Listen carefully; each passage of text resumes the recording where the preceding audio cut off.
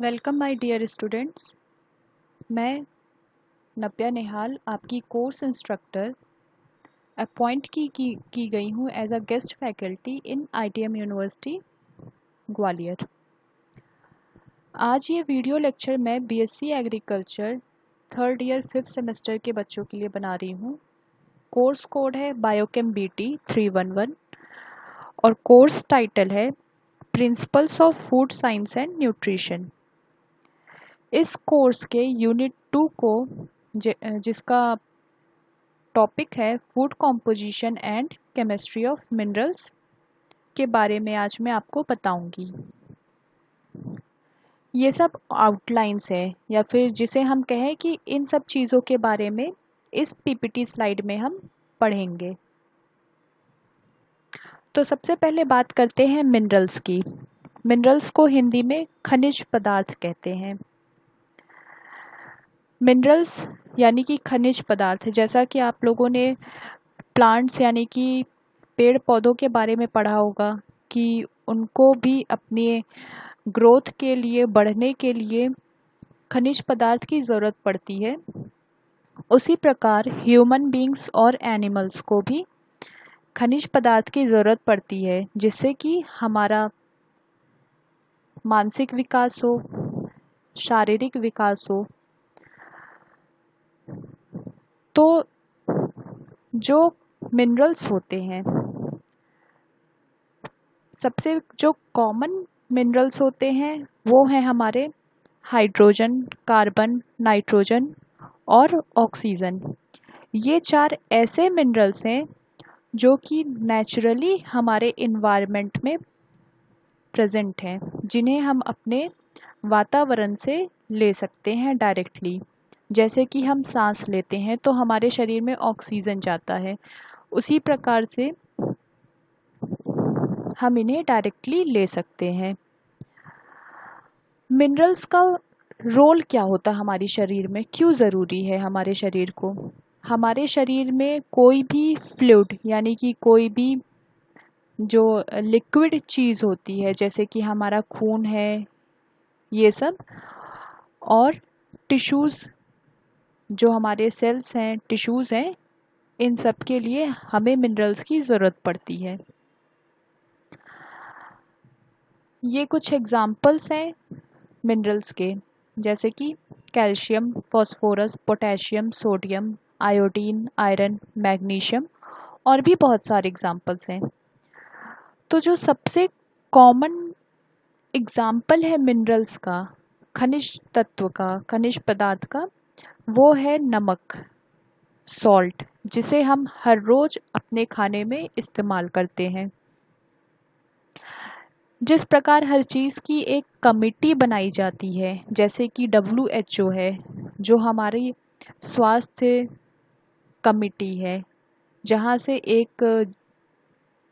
एक ब्यौरा पूरा जनरेट किया जाता है कि कहाँ पे किस प्रकार की बीमारी हो रही है या क्या हो रहा है। उसी प्रकार इन सारे न्यूट्रिएंट्स, इन सारे पोषक तत्व के लिए भी एक कमिटी बनाई गई है, जिसका नाम है US डिपार्टमेंट ऑफ एग्रीकल्चर। इस कमिटी के अंदर 2 अलग अलग कमिटी बनाई गई है।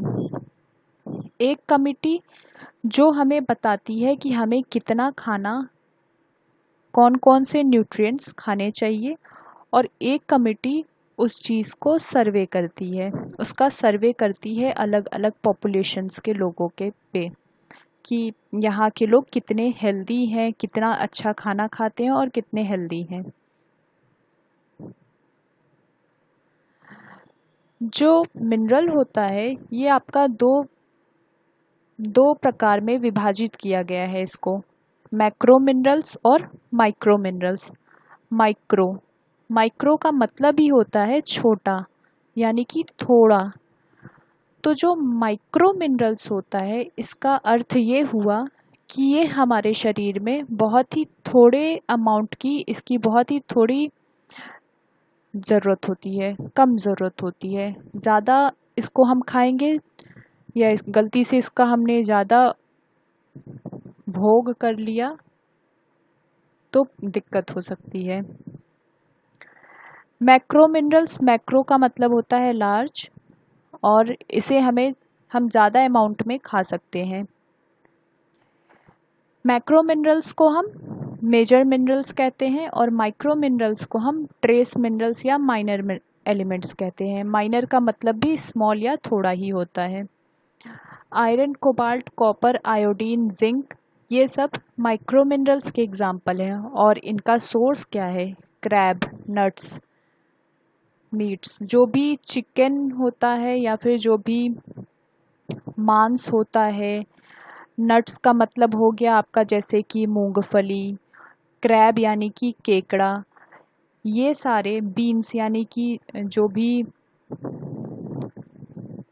सोयाबीन जैसा आप लोग खाते होंगे, तो ये सब आपके माइक्रो मिनरल्स के सोर्स हैं। मैक्रो मिनरल्स क्या होता है?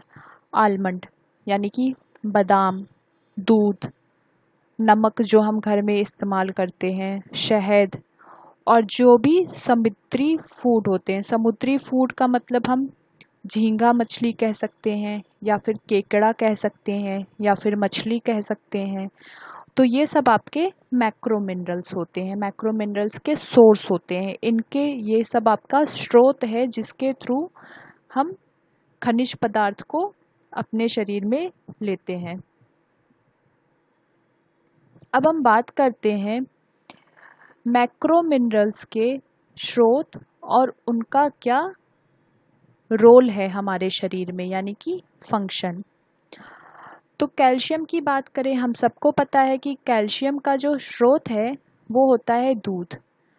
मिल्क, काऊ या तो गाय, भैंस, बकरी, इन सब का दूध, या फिर मछली, जीरा का, या धनिया।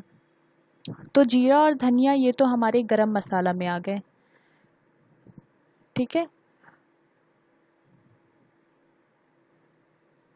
इनका उपयोग हम अपने हर रोज के खाने में करते हैं, तो इसलिए कैल्शियम की कमी नहीं होनी चाहिए। अब कैल्शियम क्या काम करता हमारे शरीर में? सबसे पहले तो हमारी जो हड्डियां होती हैं उन्हें स्वस्थ और मजबूत बनाता है। दूसरा, जो हमारे हाथ पैर का मूवमेंट होता है या मसल कॉन्ट्रैक्शन, जो लोग जिम जाते हैं तो उनका जो मसल अपने जो दिखाते हैं कि कैसे कॉन्ट्रैक्ट हो रहा है, कैसे रिलैक्स हो रहा है, तो उन सब के पीछे कैल्शियम का इम्पोर्टेंट रोल है। दूसरा एग्जाम्पल है मैक्रो मिनरल्स का, फॉस्फोरस। दूध, अंडा, ग्राउंड नट्स यानी कि मूंगफली, ये सब इसके स्रोत हैं जिससे हम फॉस्फोरस को ले करके ले सकते हैं। फॉस्फोरस का काम क्या होता है हमारे शरीर में, हम इसे क्यों लेते हैं? जो हमारे शरीर के जो बोन्स होते हैं, जो हड्डियां होती हैं, हर हड्डी का एक अलग शेप होता है, अलग स्ट्रक्चर होता है। तो उस स्ट्रक्चर के फॉर्मेशन में, मतलब उस स्ट्रक्चर का डिज़ाइन कैसा होगा उस बोन का, ये हमारा फॉस्फोरस से होता है। फॉस्फोरस इस पे काम करता है। जो हमारी मजबूती होती है हड्डी में, ये कैल्शियम और फॉस्फोरस की वजह से ही होती है।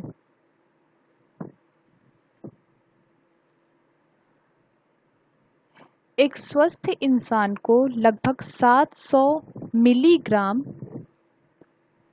फॉस्फोरस हर रोज अपने डाइट में, अपने खाने में लेना चाहिए।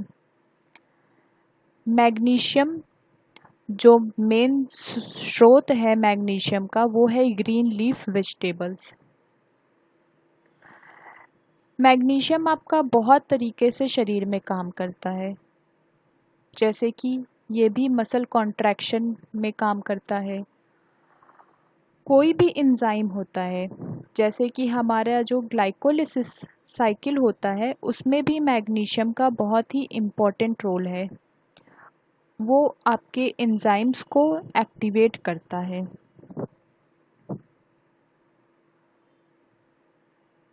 इसके अलावा ये क्रोमोसोम और सेल मेम्ब्रेन्स के स्ट्रक्चर में भी पाया जाता है।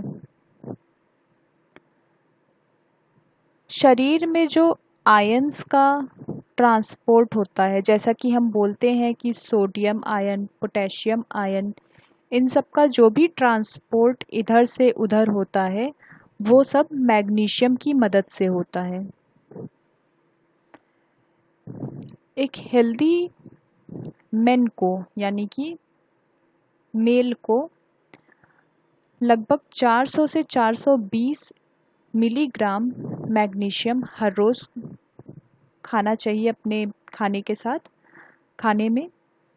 और एक हेल्दी वुमेन को लगभग 310 से 320 मैग्नीशियम डेली लेना चाहिए।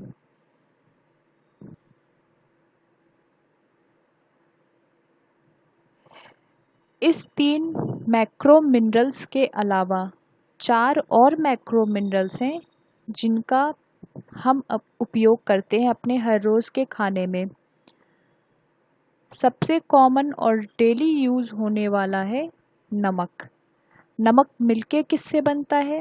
हमें पता है कि नमक में सोडियम और क्लोराइड ये दोनों आपस में मिलकर के नमक को बनाते हैं। जो नमक होता है ये लगभग हमें 1.5 से 3.8 ग्राम हर रोज़ खाना चाहिए नमक, क्योंकि जैसा कि आप लोग सुने होंगे कि ब्लड प्रेशर हाई है, तो जो नमक है ये ब्लड प्रेशर को मेंटेन करता है, या फिर जो जिनका ब्लड प्रेशर लो होता है डॉक्टर उनको बोलते हैं नमक खाने को, और जिनका ब्लड प्रेशर हाई होता है डॉक्टर उन्हें बोलते हैं नमक कम खाने को, क्योंकि उनके शरीर में सोडियम का अमाउंट गड़बड़ हो गया है। हर चीज़ का अमाउंट एक लिमिट में होना चाहिए शरीर में। अब हम बात करते हैं पोटेशियम की। अगर हमारे शरीर में पोटेशियम की मात्रा कम होती है तो जो मसल्स में दर्द होता है, जैसे कई बार हमने काफ़ी भारी सामान उठा लिया तो हमारे मसल्स में दर्द होने लगता है, वो सिर्फ़ और सिर्फ पोटेशियम की कमी से होता है। या फिर एब्डोमिनल पेन,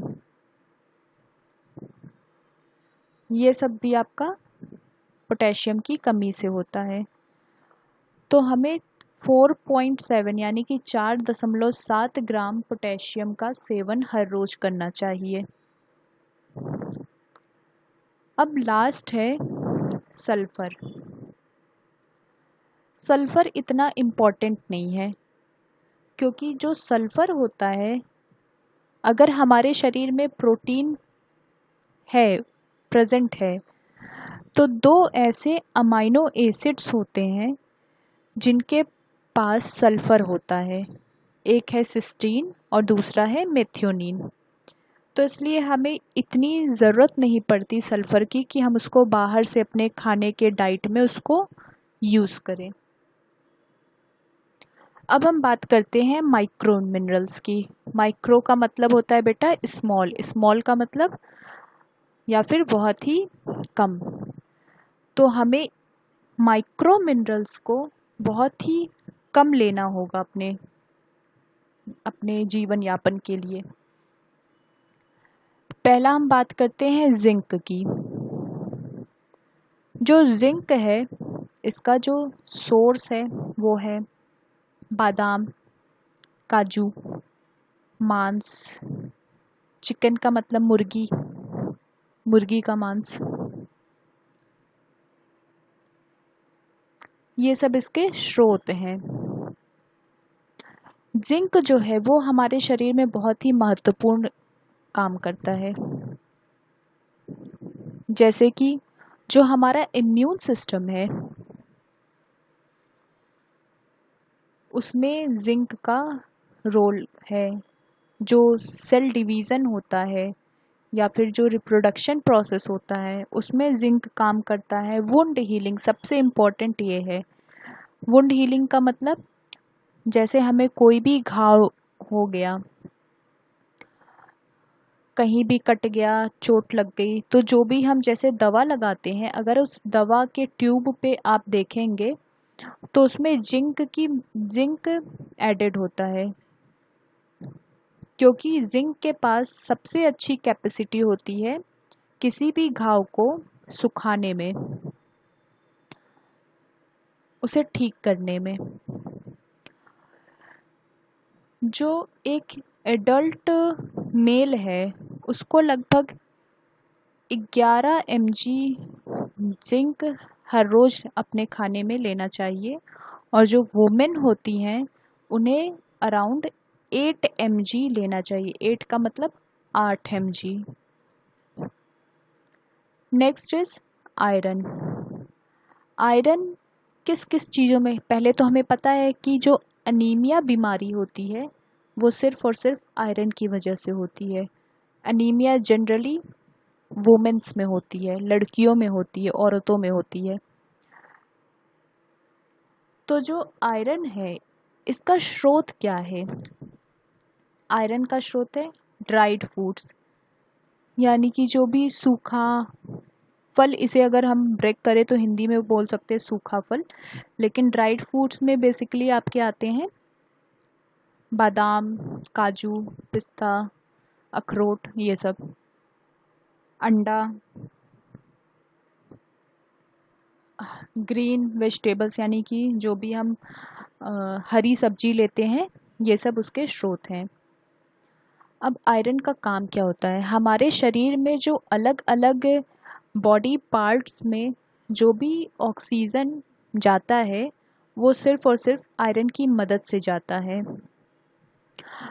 आयरन की मदद से कैसे जाता है? जो हमारा शरीर का आरबीसी यानी कि जो लाल रक्त है, लाल रक्त के जो भी सेल्स होते हैं वो ऑक्सीजन को अपने साथ मिला करके यानी कि बाइंड करके ले जाते हैं और अलग अलग टिश्यूज़ में उसको सप्लाई करते हैं। आयरन जो है हमारे शरीर में दो तरीके का पाया जाता है। पहला होता है हीम आयरन और दूसरा है non haem iron. Haem iron से आपने हीमोग्लोबिन वर्ड सुना होगा। तो हीमोग्लोबिन जो होता है उसमें हीम आयरन प्रेजेंट होता है और हीम आयरन आपका आरबीसी में प्रेजेंट होता है। जो नॉन हीम आयरन्स होते हैं वो एनर्जी यानी कि जो ताकत होती है उन्हें प्रोड्यूस कराने में मददगार होते हैं या फिर और भी दूसरे फंक्शंस करते हैं, दूसरा और फंक्शन करते हैं, लेकिन जो ज़्यादा इम्पोर्टेंट है वो है हमारा हीम आयरन। एक नॉर्मल मेन में जो आयरन पाया जाता है, मतलब जितना लेना चाहिए वो है 8 mg और वुमेन को 18 mg लेना चाहिए और प्रेग्नेंट वुमेन को 27 mg iron per day consume लेना चाहिए। अगला है आपका आयोडीन। आयोडीन का सबसे महत्वपूर्ण और सबसे जाना माना उदाहरण है आयोडाइज्ड सॉल्ट या फिर सी फूड। सी फूड क्या होता है? जैसा कि मैंने आपको पहले बताया, सी फूड होता है झींगा मछली टाइप, जो समुद्री जीव होते हैं जिनको हम पकड़ के बना के खा जाते हैं, जैसे कि झींगा मछली हुआ, केकड़ा हुआ, मछलियाँ हुई, ये सब आपका सी फूड में आता है। आयोडीन का काम होता है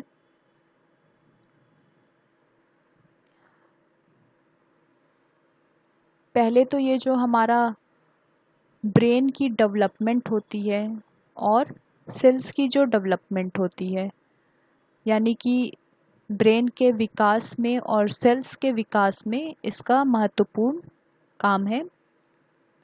और ये जो है थायराइड ग्लैंड, हमारे शरीर में एक ग्लैंड पाया जाता है जिसका नाम है थायराइड ग्लैंड। उस थायराइड ग्लैंड के फंक्शन में, उस थायराइड ग्लैंड को कैसे काम करना है, उसके लिए आयोडीन की बहुत ज़रूरत होती है।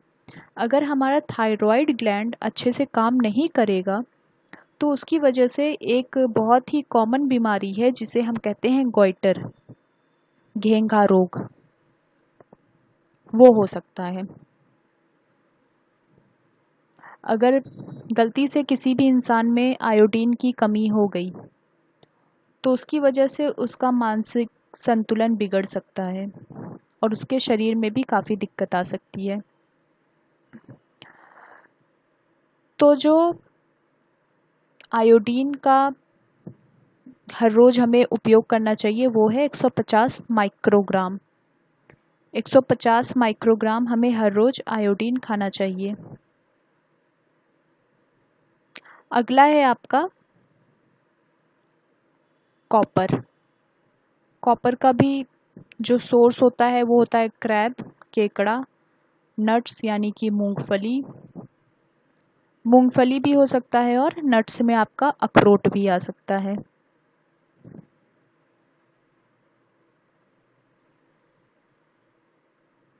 और या फिर होल ग्रेन्स, मतलब कि जो भी ग्रेन्स होते हैं वो सब, हम इसको कॉपर हमारा उसमें प्रेजेंट होता है।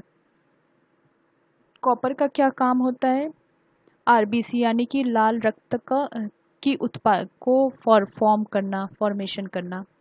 और जो हमारा नर्वस सिस्टम का जो फंक्शन होता है उसको भी सही तरीके से काम करवाने में कॉपर बहुत ही इम्पोर्टेंट रोल प्ले करता है।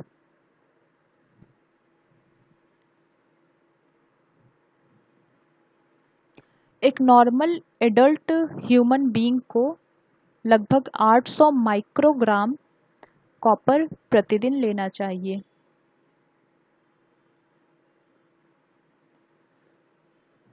अब इन 4 एग्जाम्पल्स के अलावा और भी माइक्रो न्यूट्रिएंट्स हैं जिन्हें हमें हर रोज़ अपने डाइट में, अपने खाने में लेना चाहिए। एक है मैंगनीज़। मैंगनीज़ क्या करता है? जो हमारी हड्डियां होती हैं उसके डेवलपमेंट में बहुत ही इम्पोर्टेंट रोल प्ले करता है। और वुंड हीलिंग का मतलब यही है, जो भी घाव वगैरह होते हैं उसको बहुत ही जल्दी ठीक करने में मददगार होता है मैंगनीज़। हर रोज़ लगभग मेन को 2.3 mg मैंगनीज़ लेना चाहिए, और जो वुमेन होती हैं उन्हें 1.8 mg मैंगनीज़ लेना चाहिए। अगर मैंगनीज़ की कमी होती है शरीर में तो उसकी वजह से इंसान को डायबिटीज़ हो सकता है। ठीक, इसलिए मैंगनीज़ बहुत ही इम्पॉर्टेंट है शरीर के लिए। अगला है फ्लोराइड। फ्लोराइड जो कि हम जनरली अपने खाने के साथ साथ लेते हैं। फ्लोराइड का सबसे बेस्ट एग्जांपल है आपका पानी। जो भी लोग फ्लोरिडेटेड ड्रिंकिंग वाटर लेते हैं, जो आरओ वाटर होता है, जो लोग कहते हैं कि हम आरओ का पानी ले रहे हैं, या फिर ये सब फ्लोरिडेटेड ड्रिंकिंग वाटर कहे जाते हैं। तो लगभग हर रोज़ फ्लोरिडेटेड ड्रिंकिंग वाटर के साथ इंसान को 1.4 और 3.4 mg फ्लोराइड लेना चाहिए। और अगर जो लोग फ्लोरिडेटेड वाटर नहीं ले रहे हैं उन्हें 0.3 to 1 mg per day fluorine लेना चाहिए। फ्लोरीन हम कैसे ले सकते हैं? टी यानी कि जो चाय पीते हैं, या फिर जो भी फ्रूट जूसेस होते हैं, फल के जो भी जूस होते हैं, चाय होता है। और अगर कोई मछली खाने वाला है, जैसे कि जो नॉन वेजिटेरियन बच्चे होते हैं या नॉन वेजिटेरियन जो ह्यूमन बींग्स होते हैं, तो जो फ़िश लोग खाते हैं अगर वो फ़िश की हड्डी के साथ खाएं तो फ़िश की हड्डी में फ्लोराइड की बहुत ही ज़्यादा मात्रा होती है, तो उसको भी हम फ्लोराइड का स्रोत मान सकते हैं। फ्लोराइड का क्या रोल है हमारे शरीर में? जो हमारे दांत के ऊपर की जो मसूड़े होते हैं, इसको कड़ा करने में फ्लोराइड बहुत ही इम्पोर्टेंट रोल प्ले करता है। इसके साथ जो भी बोन्स हैं उनको भी मजबूत करता है। अगला है आपका सेलेनियम। सेलेनियम डायरेक्टली हम नहीं ले सकते हैं, सेलेनियम को हम सेलेनोप्रोटीन के फॉर्म में लेते हैं। सेलेनोप्रोटीन यानी कि सेलेनियम भी हमारा मेटाबॉलिक फंक्शन यानी कि जो ग्लाइकोलिसिस की साइकिल चलती है या फिर कोई भी ऐसी साइकिल चलती है, तो उसमें हमारा सेलेनियम का बहुत ही महत्वपूर्ण रोल होता है। सेलेनियम लगभग हमें 55 माइक्रोग्राम हर रोज़ लेना चाहिए। अब सेलेनियम का स्रोत क्या क्या है? तो सेलेनियम का स्रोत है दूध, जो ब्रेड होता है, वाइट ब्रेड, वो ब्राउन ब्रेड नहीं, वाइट ब्रेड व्हीट का जो होता है, या फिर चिकन यानी कि मुर्गी, ये सब आपका सेलेनियम का स्रोत होता है। तो ये सारे अलग अलग तरह के आपके माइक्रो न्यूट्रिएंट्स होते हैं। अब अगला है कि अगर हमने खनिज पदार्थ बहुत ज़्यादा लेना शुरू कर दिया कि भाई इसका बहुत ही अच्छा इम्पोर्टेंट रोल है, इसको जितना मिले उतना हम खाते जाएं, तो वो भी हमारे शरीर के लिए सही नहीं है। इसीलिए यहाँ पे मैंने लिख रखा है एक्सेस कंजम्पशन ऑफ मिनरल्स। मतलब कि किसी भी चीज़ को एक मात्रा से ज़्यादा लेने पर उसका बुरा प्रभाव हमारे शरीर पे पड़ने लगता है। अगर कैल्शियम, जैसे कि दूध है, अगर हमने दूध बहुत ज़्यादा पीना शुरू कर दिया, हर चीज़ की एक लिमिट होती है, तो जैसे दूध हमने ज़्यादा लिया तो उसकी वजह से हमें कॉन्स्टिपेशन की बीमारी हो सकती है, या फिर जो किडनी की प्रॉब्लम होती है लोगों को, अगर कई बार यही होता है कि अगर लोगों ने बहुत ही ज़्यादा कैल्शियम ले लिया है तो उन्हें किडनी की प्रॉब्लम हो सकती है। जिंक हमने बहुत ज़्यादा ले लिया तो भी हमारा किडनी काम करना बंद कर देगा, वॉमिटिंग आएगी, हृदय रोग हो सकता है, या फिर डायरिया भी हो सकता है। आयरन से क्या दिक्कत होती है? बहुत लोगों को लीवर की प्रॉब्लम होती है कि कुछ भी खा रहे हैं नहीं पच पा रहा है। क्यों? क्योंकि आयरन की, या तो उन्होंने आयरन बहुत ज़्यादा ले लिया, या तो कुछ लोगों को नेचुरली प्रॉब्लम होती है लीवर की। लेकिन कई बार अगर आपके शरीर में आयरन की मात्रा ज़्यादा हो गई है तो भी आपको लीवर की प्रॉब्लम हो सकती है। सोडियम अगर ज़्यादा हुआ तो enhance the risk of stroke. इसका मतलब है झटका आना, झटके भी ज़्यादा आ सकते हैं, और या फिर आपके हृदय रोग से भी रिलेटेड प्रॉब्लम्स हो सकती हैं। ये सब टेस्ट हैं जिससे हमें पता चल सकता है कि एक नॉर्मल ह्यूमन बीइंग्स, एक नॉर्मल हेल्दी मेल या फीमेल में किस चीज़ की कमी है और कौन सा चीज़ कितना है। जैसे कि copper, zinc, iron, iodine, manganese, molybdenum, selenium, ये सब हमारे मिनरल्स हैं।